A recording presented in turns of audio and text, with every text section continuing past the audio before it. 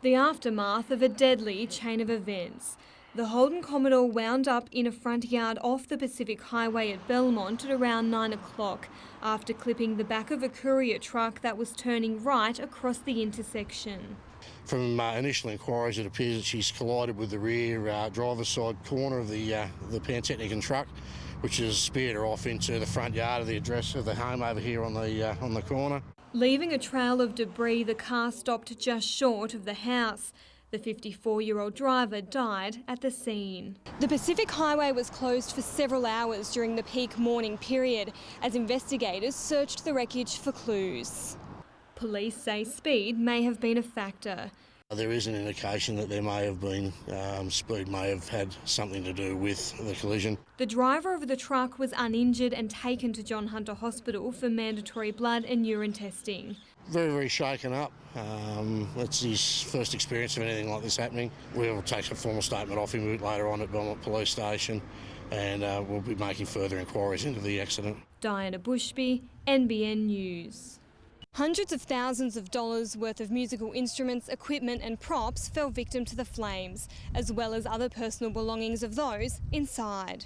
For around 2.5 years, Bylong residents have had the threat of mining hang over their heads, but the ICAC ruling has given them hope it won't go ahead. While challenging weather conditions sped up the harvest, winemakers are confident the 2013 vintage will be one to remember. Assistant Counsel Julia Lonergan put to Father Lucas that he didn't keep notes so they couldn't be disclosed in legal proceedings.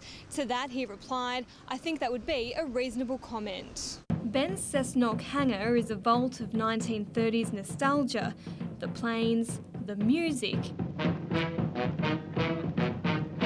and the style. It's a far cry from the roles that made him famous.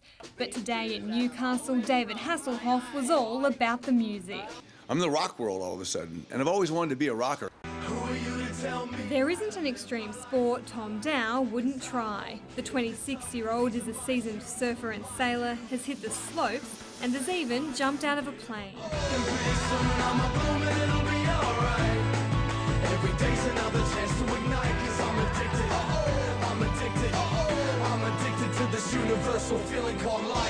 What makes his feats so special is that Tom only has mobility in one arm and spends his life in a wheelchair using a letterboard to communicate.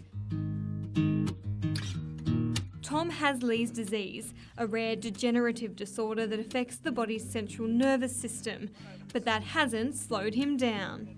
We walk about 6 kilometres and Tom's always in front of me, and when I lag behind too much he's always there, and he flicks the horn at me and, you know, as if to say, come on, hurry up.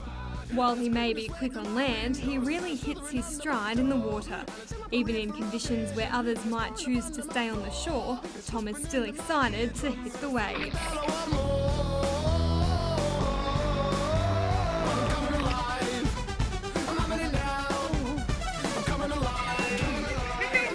One thing with Tom is you never hear him complain, so it could be 6 foot surf and he still wants to go, so sometimes you've got to pull the handbrake up a little bit. Surfing is one of Tom's favourite sports, and for the past 7 years a group of friends have been bringing him out, helping him experience the thrill of catching a wave.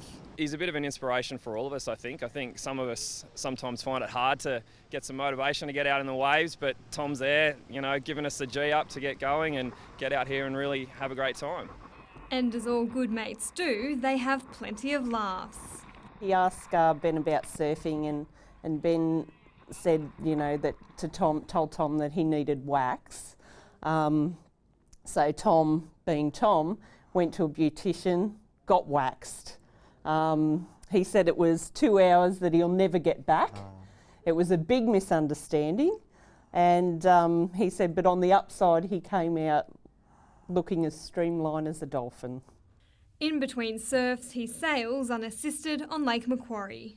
The smile on their faces when they come in is worth every minute of it.